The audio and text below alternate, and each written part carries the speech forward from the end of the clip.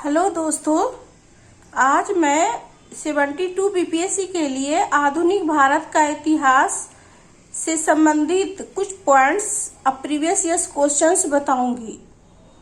जैसा कि मैं आपको बता चुकी हूँ फ्रेंड्स की हिस्ट्री से बीपीएससी में सबसे ज़्यादा क्वेश्चंस पूछे जाते हैं। 30 से 35 क्वेश्चन हिस्ट्री से आते हैं, उसमें 20 से 25 क्वेश्चन आधुनिक भारत से पूछे जाते हैं। पहली बात है फ्रेंड्स कि 71 बीपीएससी का और 70 बीपीएससी री एग्जाम का प्रश्न जरूर सोल्व कर लेंगे। उससे एक आइडिया मिल जाएगा कि क्वेश्चन कैसा पूछता है। किसी विषय को पढ़ने के दौरान सबसे पहला जो चीज होना चाहिए फ्रेंड्स, विषय का रिवीजन होना चाहिए और उसके बाद प्रीवियस ईयर्स क्वेश्चंस को जरूर पढ़ना चाहिए। फिर मॉडल क्वेश्चन, एग्जाम में जो क्वेश्चन पूछे जाते हैं उसमें 50% क्वेश्चन प्रीवियस ईयर्स के होते हैं और 50% क्वेश्चन मॉडल क्वेश्चन से होते हैं। मैं आपको 70वीं बीपीएससी का एक क्वेश्चन बता रही हूँ फ्रेंड्स। क्वेश्चन है, अंग्रेजों ने राजधानी को दिल्ली कब हस्तांतरित किया? तो उसका आंसर है 1912 में। सबसे पहले ये जानिए फ्रेंड्स कि बंगाल विभाजन के बारे में जानिए कि बंगाल विभाजन की घोषणा कब हुई थी। बंगाल विभाजन की घोषणा 19 या 20 जुलाई को घोषणा हुआ था बंगाल विभाजन का 1905 में। यह निर्णय तत्कालीन ब्रिटिश वायसराय लॉर्ड कर्जन द्वारा 19 जुलाई 1905 को घोषित किया गया और इस विभाजन का उद्देश्य प्रशासनिक सुविधा के तहत हिंदू और मुस्लिम समुदायों के बीच फूट डालना और राष्ट्रवादी आंदोलन को कमजोर करना था। ये लॉर्ड कर्जन द्वारा ये घोषणा किया गया कि बंगाल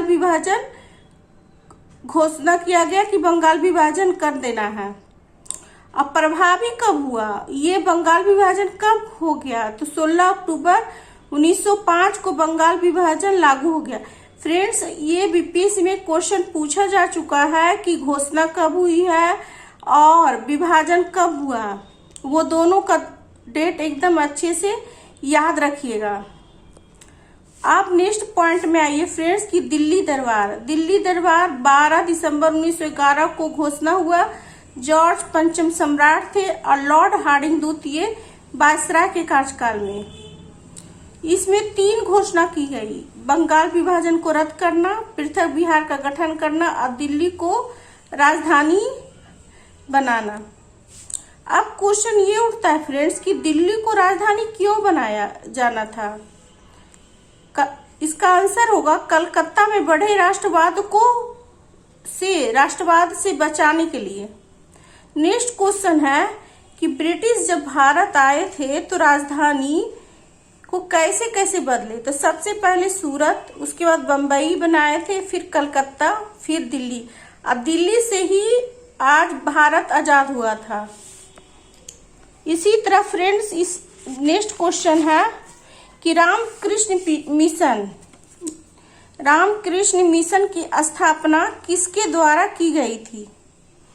तो 1897 में स्वामी विवेकानंद द्वारा की गई थी रामकृष्ण मिशन की स्थापना। तो रामकृष्ण परमहंस स्वामी विवेकानंद के गुरु थे। नेक्स्ट पॉइंट है फ्रेंड्स कि खेतड़ी के राजा अजीत राज सिंह ने विवेकानंद की उपाधि दी थी। उन्होंने ही शिकागो में भाग लेने के लिए बोले थे। शिकागो 11 सितंबर 1893 में विवेकानंद ने भाग लिया। यहाँ से लौटने के बाद 1897 में 1 मई को राम कृष्ण मिशन की स्थापना की। इसके 2 मुख्यालय बनाए गए फ्रेंड्स, एक बेलूर पश्चिम बंगाल में और दूसरा अल्मोड़ा उत्तराखंड में। ये सब पॉइंट्स जो है फ्रेंड्स बार बार किसी भी कंपटीशन में बार बार ये सब क्वेश्चंस के पॉइंट्स आपको पूछे जाएंगे। नेक्स्ट क्वेश्चन है कि मुस्लिम लीग ने प्रत्यक्ष कार्यवाही दिवस कब मनाया? तो 16 अगस्त 1946 को मुस्लिम लीग ने प्रत्यक्ष कार्यवाही दिवस मनाया। पहली बात ये जानिए फ्रेंड्स कि मुस्लिम लीग का गठन कब हुआ? तो 1906 में ढाका में ढाका में बनाया गया। इसका मुख्यालय लखनऊ था। मुस्लिम लीग ने 3 दिवस मनाया। पहला मुक्ति दिवस 22 दिसंबर 1939 को, पाकिस्तान दिवस 23 मार्च 1949 को, प्रत्यक्ष कार्यवाही दिवस जो क्वेश्चन मैं अभी बोली थी 16 अगस्त 1946 को। देखिए फ्रेंड्स, ये तीनों दिवस है। बार ये सब बीपीएससी में क्वेश्चन पूछा जा चुका है। पाकिस्तान दिवस कब मनाया गया, मुक्ति दिवस कब मनाया गया, तो ये सब पॉइंट्स को जरूर अच्छे से याद कर लीजिएगा। ये बहुत फायदा होगा, इससे क्वेश्चन सीधे सीधे आएंगे।